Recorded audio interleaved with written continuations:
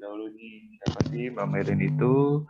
Jadi Mbak Melin itu merupakan ahli gizi di Rumah Sakit Permata Bekasi yang merupakan lulusan dari UPN Veteran Jakarta. Dan banyak banget nih penghargaan dan juga pencapaian dari ahli gizi Rumah Sakit Permata Bekasi kita. Di antaranya adalah yang pertama, finalis of National Nutrition Olympiad 2019 di Sci-Fi Nutrient Competition UGM, lalu juga awardee of peningkatan prestasi akademik PPS Scholarship 2018 dari Kemenristek Dikti, lalu juga first winner of Crafting Special Recipe Competition 2018 dari Nutrition Fair IPB, lalu juga first winner of Functional Food Competition 2018 dari Nutritional Festival UHAMKA, dan terakhir, first winner of Crafting Special Recipe Competition tahun 2017 dari Nutrition Fair IPB. Wah, banyak banget nih Mbak Melin prestasinya ya, dan pengalamannya. Jadi udah nggak diragukan lagi nih untuk materi kita hari ini. Oke Mbak Melin, kita siang ini akan membahas apa sih Mbak? Oke, jadi pada siang kali ini kita ingin membahas mengenai pola makan sehat, karena kan kita tahu kemarin kita sudah melewati masa-masa lebaran, di mana kita banyak makan makanan yang mengandung santan, lalu tinggi kalori, tinggi lemak, lalu rendah serat. Jadi, pola makan apa sih sebenarnya yang baik untuk kita konsumsi untuk mengembalikan pola makan sehat kita? Kira-kira seperti itu, Mas Nanda. Baik, mungkin kita mulai aja materinya Mbak ya.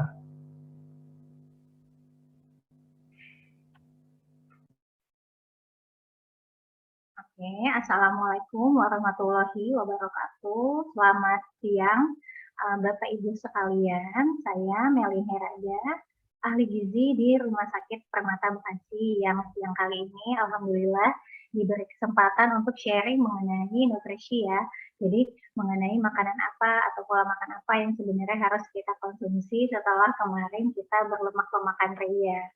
Gitu. Boleh di-next Mas Nanda?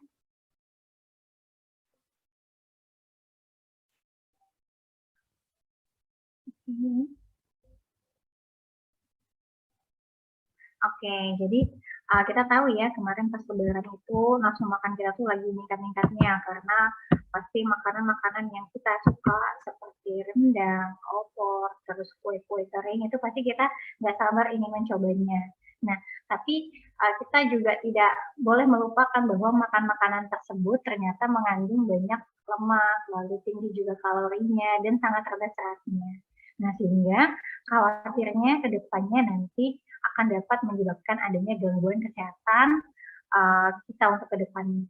Lalu, boleh di next. Makanya kita wajib untuk mengatur pola hidup sehat kita. Jadi di sini ada 4 kunci ya, keys to good health yang wajib kita jalankan. Yang pertama kita harus memperhatikan activity atau aktivitas fisik kita. Lalu yang kedua ada mindfulness atau tingkat stres kita, terus juga ada sleep, kualitas tidur kita, dan yang terakhir adalah nutrisi atau gizi. Gitu. Next, Mas. Nah, jadi yang pertama itu ada activity. Jadi ketika kita kemarin mungkin ya pas puasa bawaannya tuh pengennya tidur terus, nah jadi sekarang adalah waktunya untuk kita kembali beraktivitas dengan optimal karena kita tahu bahwa aktivitas itu sangat mempunyai banyak manfaat. Nah, yang pertama adalah dapat melindungi sistem kekebalan tubuh kita. Lalu juga dapat meningkatkan terbentuknya antibodi yang sangat penting sekali untuk zaman pandemi seperti ini.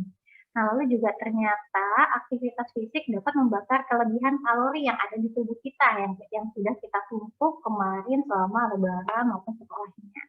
Dan yang terakhir adalah ternyata kalau kita melakukan aktivitas fisik itu juga bisa melepaskan hormon endorfin, di mana hormon tersebut merupakan hormon yang dapat mengurangi stres atau meningkatkan kadar bahagia kita. Jadi kalau misalkan di rumah bawaannya pusing gitu ya, coba dialokasikan dengan aktivitas fisik. Jadi supaya hormon endorfinnya bisa meningkat. Lalu yang kedua adalah mindfulness. Jadi kalau misalkan kita stres, ternyata juga dapat menurunkan imun tubuh kita dan tidak baik sekali untuk keadaan pandemi seperti ini. Nah, karena ketika kita stres, maka hormon kortisol itu dia akan meningkat, di mana dia kerjanya akan menekan sistem imun kita dan akhirnya kita jadi gampang sakit. Nah, makanya kenapa orang zaman dulu itu beranggapan bahwa kalau kita banyak pikiran, kalau kita stres itu kita jadi gampang sakit. Sebenarnya itu kaitannya adalah dengan hormon kortisol yang ada di dalam tubuh kita. Nah, lalu yang ketiga adalah tidur. Jadi kita juga wajib mengatur pola tidur kita lagi gitu ya, karena kan pas kita puasa kemarin pola tidur itu jadi nggak karu-karuan gitu ya, jadi bangunnya lebih pagi, tidurnya lebih malam gitu. Nah, apa jadinya kalau misalkan kita kurang tidur? Ternyata banyak juga penelitian yang menyatakan bahwa kalau kita kurang tidur itu dapat mengganggu aktivitas sel kekebalan tubuh kita. Nah, lalu ketika kita terjaga gitu ya sepanjang malam, itu juga dapat menginduksi pelepasan hormon kelaparan atau hormon leptin dan ghrelin. Jadi malah meningkatkan keinginan kita untuk menikmati makanan manis dan asin. Apalagi sekarang kita sudah diberkati dengan teknologi, jadi pesan makanan itu menjadi lebih mudah. Nah, makanya kenapa kita harus tidur sesuai gitu ya, 6-8 jam per hari supaya menghindari adanya kelebihan asupan ketika kita malam hari, lalu juga menghindari adanya penurunan sistem kekebalan tubuh. Lalu yang keempat adalah nutrition atau asupan makan kita. Jadi sel pada tubuh kita itu membutuhkan asupan gizi yang cukup dan seimbang agar dapat menjalankan fungsinya dengan baik. Karena asupan gizi yang seimbang dia juga dapat meningkatkan sistem kekebalan tubuh kita. Jadi supaya kita tetap fit terus nih setelah kita lebaran gitu ya, dan sementara pandemi ini belum berakhir, kita tetap harus menjaga imun tubuh kita, gitu. Boleh di next. Nah, lalu di sini ada penelitian ya, ada beberapa penelitian yang melakukan penelitian mengenai pengaruh tidur dan berat badan. Ternyata kalau kita kurang tidur itu sudah dibuktikan juga ya, nggak cuma teori aja, itu bisa meningkatkan hormon kortisol tadi yang bisa menyebabkan penurunan sistem kekebalan tubuh, lalu hormon ghrelin yang dimana itu adalah hormon lapar, jadi bawaannya ketika kita tengah malam itu belum tidur, jadinya gampang lapar gitu ya. Terus pengennya makan yang manis-manis, terus atau GoFood, makan makanan instan lainnya. Nah, lalu selain itu juga ternyata apabila kita kurang tidur itu juga dapat menurunkan glucose intolerance kita. Begitu juga dengan insulin sensitivity. Jadi aktivitas insulin di dalam tubuh jadi kurang optimal. Terus kadar leptin di dalam tubuh juga jadinya nggak optimal dan metabolit serta endokrin kita jadi tidak seimbang. Gitu. Boleh di next. Nah, jadi solusi dari pola makan yang harus kita lakukan adalah tentunya gizi seimbang.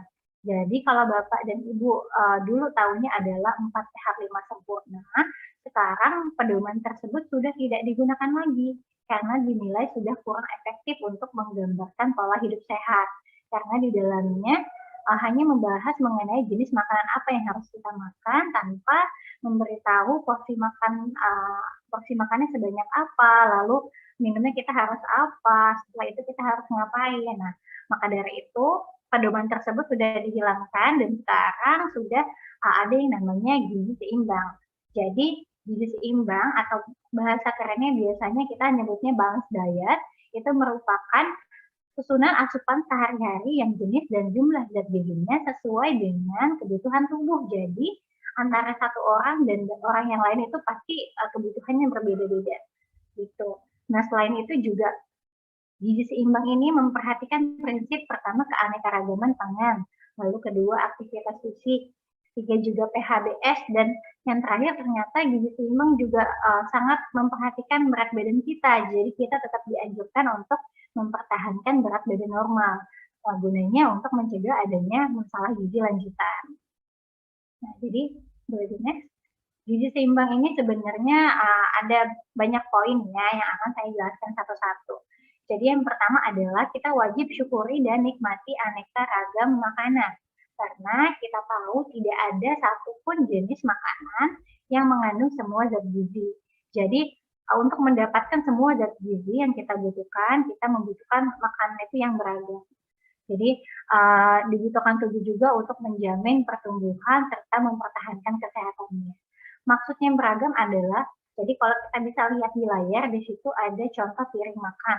Nah, beragam maksudnya adalah beragam dalam jenisnya dan beragam dalam warnanya.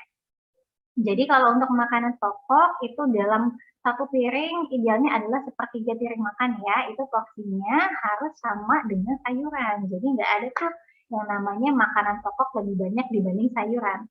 Jadi sayuran dan makanan pokok masing-masing mempunyai porsi yang sama ya, sepertiga dari piring makan. Lalu sisanya adalah buah-buahan dan lauk pauk sebanyak 1/6 dari piring makan. Nah, selain jenis makanannya, juga warna makanan pun harus beragam. Jadi nggak cuma itu-itu aja yang bisa kita makan. Contohnya misalkan kita biasa makan itu nasi ya. Nah, ternyata makanan pokok orang Indonesia itu nggak cuma nasi aja. Ada singkong, ada umbi, ada juga jagung. Baiknya adalah kita tetap mengganti-ganti gitu ya makanan pokok yang kita makan sehari-hari supaya manfaat dari semua zat gizi bisa kita dapatkan dari makanan yang beragam itu. Karena semakin beragam makanan yang kita konsumsi, maka semakin mudah juga tubuh untuk memperoleh berbagai zat yang bermanfaat bagi kesehatan. Nah, lalu yang kedua dari gizi seimbang adalah biasakan konsumsi sayur dan buah-buahan. Karena sayur dan buah itu kan termasuk sumber vitamin, mineral maupun serat pangan ya. Dan beberapa sayuran juga ternyata banyak mengandung antioksidan yang sangat penting apabila kita sedang sakit gitu ya, untuk mengoptimalkan kondisi tubuh kita. Nah, selain itu juga vitamin dan mineral pada sayur dan buah itu sangat penting dalam metabolisme tubuh, terutama yang berkaitan dengan pertumbuhan maupun perkembangan. Nah, selain vitamin dan mineral, tentunya serat pangan dalam sayur dan buah juga bermanfaat untuk melancarkan pencernaan dan menurunkan resiko obesitas. Nah, rekomendasi untuk konsumsi sayur dan buah-buahan itu adalah 400 gram per hari atau sepertiganya buah dan 2/3-nya sayur. Jadi kalau kita hitung lagi, 150 gramnya buah dan 250 gramnya adalah dari sayur. Gitu. Boleh di next? Nah, di sini ada publikasi lagi ya, jadi mengenai diet tinggi buah dan sayur. Jadi sebuah meta analisis dari American Journal of Clinical Nutrition menunjukkan bahwa apabila kita mengkonsumsi sayur dan buah secara optimal, itu dapat menurunkan konsentrasi dari faktor inflamasi di dalam darah, serta meningkatkan juga populasi sel T gamma delta yang merupakan mekanisme pertahanan sistem imun. Jadi apabila kita cukup mengkonsumsi sayur dan buah-buahan, itu dapat meningkatkan imun tubuh kita dan menurunkan konsentrasi dari faktor inflamasi.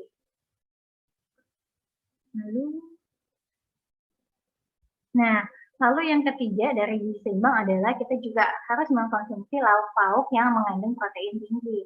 Kita tahu bahwa protein itu merupakan zat pembangun ya. Nah, untuk protein itu sendiri dia tentunya ada dua jenis, ada hewani maupun nabati. Dan keduanya ini dia mempunyai fungsi yang beda-beda. Jadi kita wajib mengkonsumsi keduanya secara bersamaan. Nah, kalau di hewani ini dia ternyata mempunyai kandungan asam amino yang lebih lengkap dan mempunyai zat gizi seperti protein, vitamin, dan mineral juga yang lebih baik. Makanya kenapa kebanyakan protein hewani itu mudah diserap oleh tubuh. Nah, tapi di beberapa protein hewani itu juga ternyata banyak mengandung tinggi kolesterol dan lemak ya. Contohnya seperti daging atau yang lain, atau kulit ayam mungkin gitu ya. Makanya kita juga wajib untuk mengkonsumsi yang namanya protein nabati. Karena protein nabati ini dia mempunyai kandungan lemak tidak jenuh atau lemak yang baik itu lebih banyak dibanding protein hewani. Serta di protein nabati juga mengandung isoflavon, antioksidan, serta anti kolesterol. Jadi kalau misalkan kita makan nih makanan protein hewani yang mengandung sedikit kolesterol, lalu kita juga makan protein nabati supaya menyeimbangkan kadar kolesterol yang ada di dalam darah kita. Nah, salah satu jenis protein nabati yaitu tempe juga dia berperan sebagai sumber probiotik. Nah, untuk rekomendasi konsumsi hariannya adalah 2-4 porsi dalam satu hari. Jadi, 2-4 porsi hewani dan 2-4 porsi nabati. Nah, lalu yang keempat dari gizi seimbang adalah kita juga diharuskan untuk konsumsi aneka ragam makanan pokok. Jadi, makanan pokok itu merupakan makanan yang menjadi sumber karbohidrat. Di samping mengandung karbohidrat, juga dalam makanan pokok biasanya terkandung antara lain vitamin B1 maupun vitamin B2 yang fungsinya adalah untuk mengubah karbohidrat, protein, dan lemak itu menjadi energi yang bisa kita gunakan untuk kita aktivitas.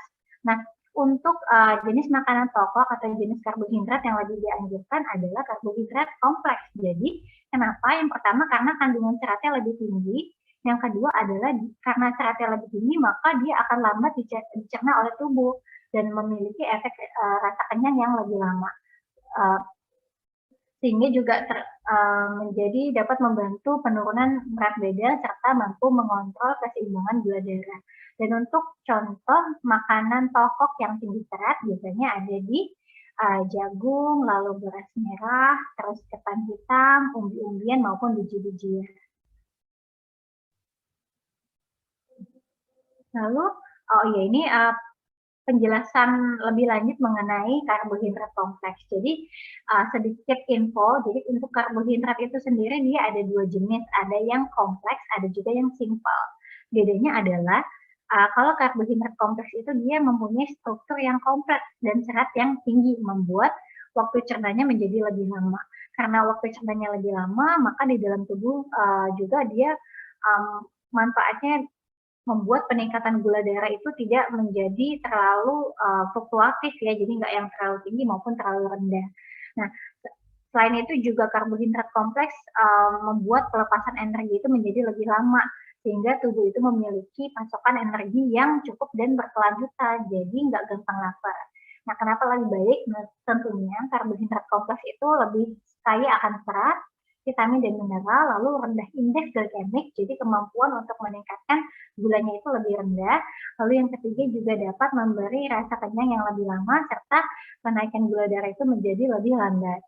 Nah, untuk jenisnya adalah seperti tadi sudah dijelaskan ya, sayuran dan buah-buahan, umbi-umbian, kacang-kacangan, maupun serealia yang tinggi serat seperti nasi merah. Nah, kalau untuk karbohidrat simpel tentunya kebalikannya ya, karena dia mudah dicerna oleh tubuh, maka ketika dia dicerna, terus tubuh itu bisa mengirim sinyal kepada otak, kalau dia udah kenyang, lalu efeknya bisa jadi gampang ngantuk, terus juga jadi gampang lapar, dan lain-lain. Nah, untuk contoh simpel karbohidrat itu biasanya banyak di makanan yang tinggi gula, seperti selai, biskuit, roti putih, madu, dan yang lainnya. Gitu. Nah, lalu selanjutnya poin kelima dari gizi seimbang adalah batasi konsumsi pangan asin, manis, dan berlemak. Karena apabila kita konsumsi gula, garam, maupun lemak yang tidak terkontrol dapat meningkatkan risiko dari penyakit tidak menular. Nah, ternyata kita itu sebenarnya sudah diatur nih maksimal untuk konsumsi gula, garam, maupun lemaknya. Jadi kalau untuk gula dalam satu hari itu maksimal adalah 50 gram atau 4 sendok makan gula. Nah, kalau untuk garam biasanya nggak sebutannya nggak cuma garam ya, bisa natrium ataupun sodium. Itu maksimal konsumsi dalam satu harinya adalah 2000 mg atau 1 sendok teh garam untuk semua makanan yang kita konsumsi. Nah, lalu kalau untuk lemak, dia batasannya adalah 5 sendok makan minyak dalam satu hari atau setara dengan 67 gram lemak. Nah, kalau kita bisa lihat contoh yang ada di gambar, di sini ada contoh mie instan, ternyata dia mengandung natrium atau garam itu 1070 mg, dan itu sudah hampir menghabiskan jatah natrium kita dalam satu hari. Begitu juga dengan minuman boba kekinian, ternyata gulanya tinggi banget ya, sampai 39 gram.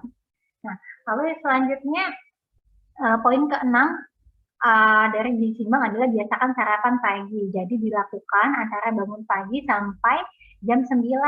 Jadi yang dinamakan sarapan itu dia apabila waktunya dari kita bangun tidur sampai jam 9 pagi untuk memenuhi sebagian kebutuhan gizi harian kita. Nah, selain itu juga sarapan pagi mempunyai manfaat karena dia dapat membekali tubuh dengan zat gizi yang diperlukan untuk kita bisa berpikir, bekerja, melakukan aktivitas fisik secara optimal setelah bangun pagi. Untuk rekomendasinya adalah 15-30% dari kebutuhan masing-masing individu, karena kita juga bisa menyesuaikan dengan individu yang memang tidak terbiasa untuk sarapan dalam porsi yang besar gitu ya. Dan kalau untuk sarapan memang idealnya adalah tetap lengkap dan tetap menerapkan pedoman gizi seimbang. Jadi tadi ya sepertiga dari piring makannya adalah karbohidrat kompleks, lalu sepertiga lainnya adalah sayuran, terus seperenamnya adalah protein dan buah-buahan. Gitu. Lalu poin ketujuh dari gizi seimbang adalah biasakan minum air putih yang cukup dan aman. Karena ternyata air putih itu merupakan zat gizi yang makro esensial. Jadi dibutuhkan dalam tubuh itu dalam jumlah yang sangat banyak. Dan tubuh itu tidak bisa yang namanya dia memproduksi air mineral sendiri untuk tubuhnya. Makanya kita wajib minum air putih minimal 8 gelas per hari. Nah, selain itu juga air putih sangat berguna untuk sebagai kendaraan untuk mengeluarkan limbah dan racun dari dalam tubuh. Nah, selain itu juga ternyata air putih bisa menjadi pembawa nutrisi dalam sistem peredaran darah. Nah, jadi sebelum kita minum minuman yang lain, wajibnya adalah kita harus penuhi dulu air putih kita dalam satu hari. Jadi 8 gelasnya itu harus kita penuhi, baru kita misalkan minum minuman yang lain. Nah, lalu yang ke-8 adalah biasakan membaca label kemasan pangan. Jadi, di dalam label kemasan pangan ini, dia banyak sekali mengandung informasi mengenai makanan yang kita makan. Selain tentunya kadar gula, garam, dan lemak, juga ternyata di label kemasan pangan juga ada kandungan gizi yang lainnya, mikronutrien itu juga biasanya ada. Terus kita juga tetap memperhatikan tanggal kadaluarsa produknya, lalu komposisinya apa, dan apakah ada keterangan halal untuk yang muslim. Jadi supaya kita bisa tahu berapa banyak gula, garam maupun lemak yang kita konsumsi, kita juga wajib melihat informasi nilai gizi pada makanan kita, khususnya makanan kemasan. Lalu yang ke-9 dari gizi seimbang adalah biasakan cuci tangan pakai sabun dan air bersih mengalir. Jadi cuci tangan itu kan merupakan pilar utama untuk mencegah infeksi melalui tangan. Jadi untuk mencegah adanya infeksi dari bakteri yang tadinya ada di HP kita, terus masuk ke mulut kita, makanya kita wajib yang namanya cuci tangan. Jadi cuci tangan itu yang idealnya adalah 6 tahap kayak yang ada di gambar ya. Waktunya adalah 40-60 detik apabila kita menggunakan sabun dan air mengalir. Terus kalau misalkan kita nggak bisa nemu sabun, boleh pakai hand sanitizer. Waktunya adalah 20-30 detik untuk mematikan bakteri yang ada di tangan kita. Nah, lalu yang ke-10 dari gizi seimbang adalah kita juga dianjurkan untuk aktivitas fisik dan pertahankan berat badan normal. Jadi, aktivitas fisik kan tadi sebenarnya sudah disinggung ya, bahwa dia sangat banyak manfaatnya untuk meningkatkan sistem kekebalan tubuh. Nah, ternyata aktivitas fisik juga dia bermanfaat untuk mengendalikan berat badan berlebih. Jadi, untuk teman-teman yang memang sebelumnya status gizinya overweight atau obesitas, bisa banget untuk melakukan aktivitas fisik ya, supaya berat badannya bisa terjaga. Lalu juga aktivitas fisik mampu meningkatkan kekebalan tubuh dan sistem metabolisme, menurunkan faktor risiko dari penyakit degeneratif, serta membantu mengeluarkan racun dari dalam tubuh, jadi melalui keringat. Nah, apa jadinya kalau misalkan kita mempunyai pola hidup yang biasa kita sebut sebagai sedentary lifestyle atau gaya hidup yang rendah aktivitas fisik, dan ciri-cirinya biasanya banyak sekali di depan layar, lalu banyak duduk maupun tidur. Nah, dari WHO sendiri sudah menyatakan bahwa kalau kita mempunyai pola hidup yang sedentary lifestyle, itu bisa menjadi salah satu dari 10 penyebab kematian yang ada di dunia. Nah, ternyata kurang aktivitas fisik juga dapat menurunkan imun tubuh kita. Nah, untuk rekomendasi aktivitas fisik itu minimal 30 menit, tapi rutin 3-5 kali dalam 1 minggu. Jadi kalau dihitung itu dia 150-250 menit dalam 1 minggu.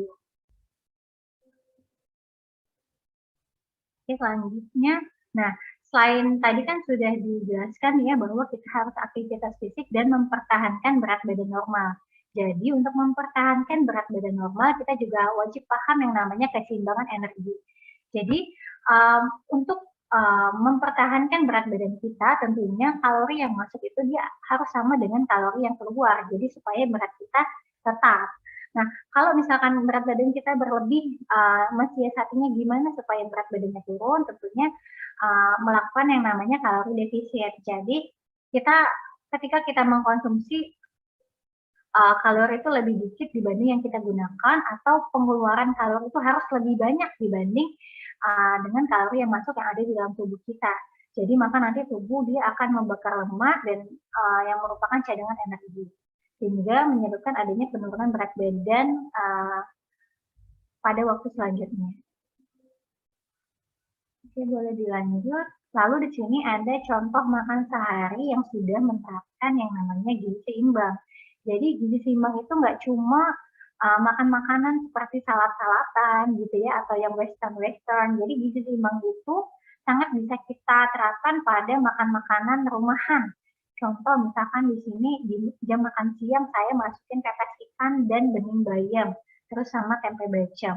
Jadi sebenarnya gizi seimbang itu sangat mudah sekali kita terapkan di rumah kita. Jadi bagaimana kita mengatur supaya makanan yang kita asup itu tetap beragam, jadi tetap ada karbohidratnya, proteinnya, sayur-sayurannya, dan porsi makanan juga harus kita atur. Jadi sayuran itu harus setara dengan karbohidrat yang kita konsumsi.